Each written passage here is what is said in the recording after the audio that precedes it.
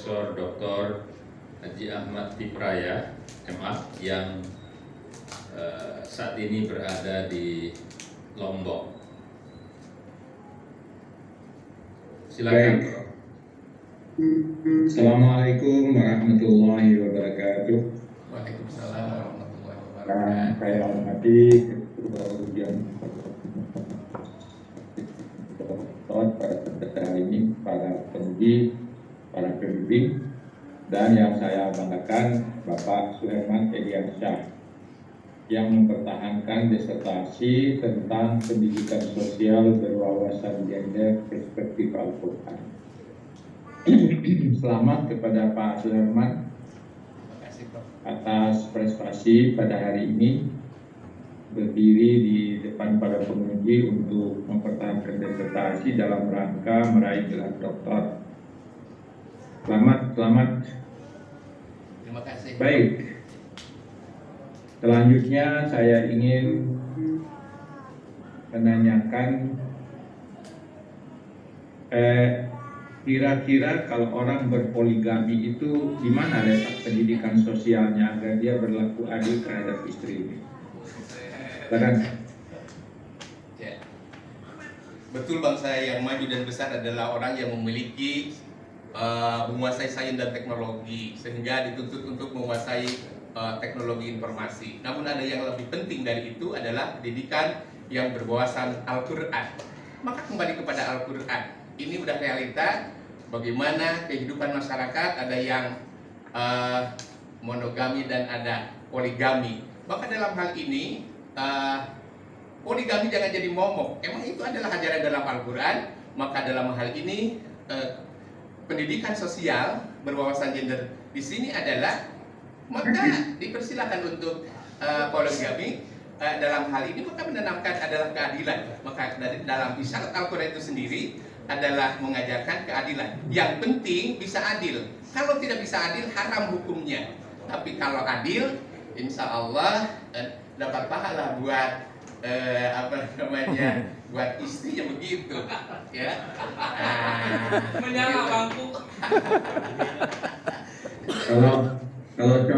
Kalau contoh keadilannya menurut Pak Suherman, Ya, keadilan dalam bentuk fisik, begitu.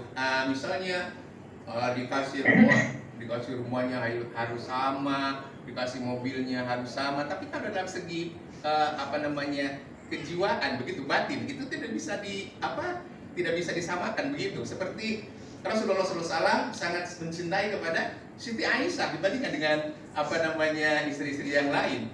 Maka Siti Aisyah suka cemburu kepada Nabi Muhammad, kepada istri-istri yang lain.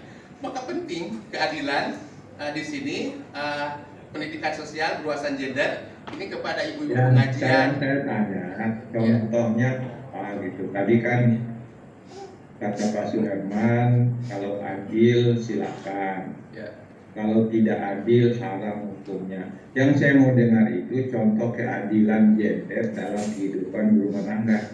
Silakan. Ya. Contohnya apa?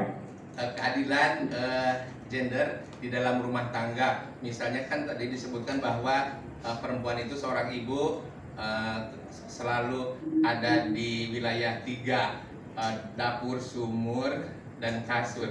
Nah, sementara untuk suami kerjanya kebanyakan di luar. Maka bagi orang yang kerjanya di luar harus memahami bagaimana seorang istri itu capeknya luar biasa, begitu. Maka seorang suami tidak ada salahnya untuk membantu, misalnya membantu nyuci, memasak, begitu, bahkan mengasuh juga. Itu adalah salah satu keadilan bagi suami istri dalam kehidupan rumah tangga.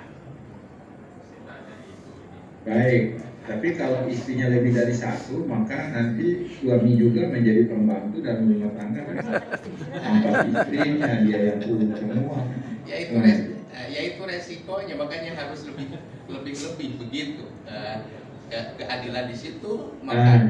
Baik. Tadi Pak Suherman mengatakan mobilnya sama, apa itu sudah keadilan? Ya, yang sama itu keadilan itu bisa dalam bentuk sama, yang kedua keadilan itu bisa seimbang begitu. Ya istri pertama tidak boleh sama dengan istri yang terakhir begitu. Jadi jangan sampai istri yang terakhir malah mobilnya yang bagus. Jadi keadilannya itu bukan berarti sama, Pak Firman. Proporsional. Ya. Proporsional. Keadilan itu proporsional di dalam memberikan kepada istri yang ada gitu. Nah, sekarang misalnya istri pertama, kan jarang orang itu menikahi sekaligus itu 2 orang. Kan istri pertama dulu kan. Istri pertama lebih duluan punya anak. Kemudian setelah itu baru istri kedua.